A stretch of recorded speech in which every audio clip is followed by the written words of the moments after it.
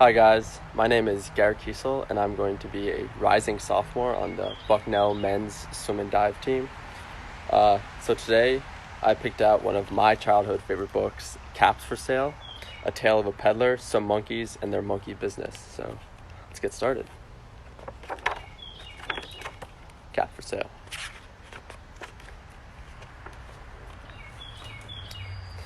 Once there was a peddler who sold caps. But he was not like an ordinary peddler, carrying his wares on his back. He carried them on the top of his head. First he had on his own check cap, then a bunch of gray caps, then a bunch of brown caps, then a bunch of blue caps, and on the very top a bunch of red caps. He walked up and down the streets, holding himself very straight so as not to upset his caps. As he went along he called, "Caps, caps for sale, 50 cents a cap." One morning, he couldn't sell any caps. He walked up the street, and he walked down the street calling, "Caps, caps for sale, 50 cents a cap." But nobody wanted any caps that morning. Nobody wanted even a red cap. He began to feel very hungry, but he had no money for lunch. "I think I'll go for a walk in the country," said he, and he walked out of the town slowly, slowly, so as not to upset his caps. He walked for a long time until he came to a great big tree. "That's a nice place for a rest," thought he, and he sat down very slowly under the tree and leaned back little by little against the tree trunk so as not to disturb the caps on his head.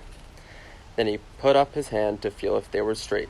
First his own check cap, then the gray caps, then the brown caps, then the blue caps, then the red caps on the very top. They were all there, so he went to sleep. He slept for a long time. When he woke up, he was refreshed and rested. But before standing up, he felt with his hand to make sure his caps were in the right place. All he felt was his own checked cap. He looked to the right of him, no caps. He looked to the left of him, no caps. He looked in the back of him, no caps. He looked behind the tree, no caps.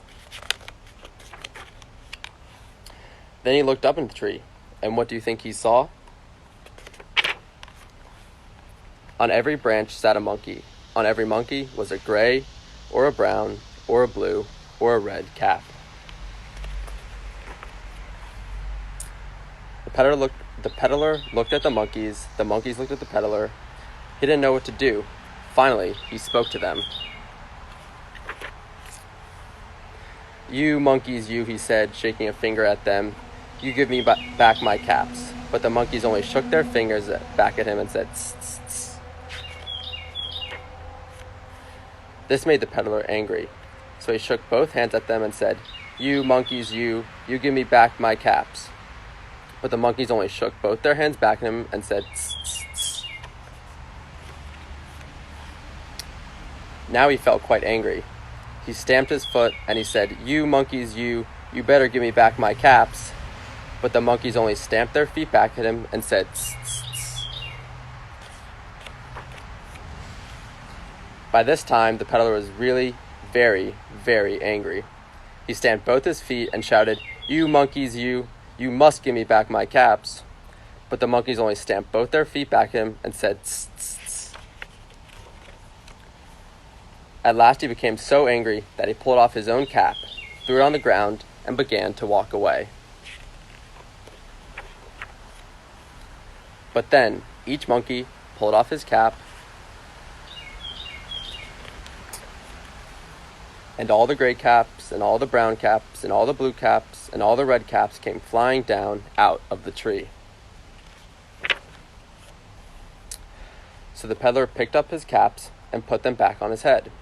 First his own checked cap, then the gray caps, then the brown caps, then the blue caps, then the red caps on the very top. And slowly, slowly, he walked back to town calling, "Caps, caps for sale, 50 cents a cap." The end. Thank you guys so much for listening, and I hope you have a great day. Bye.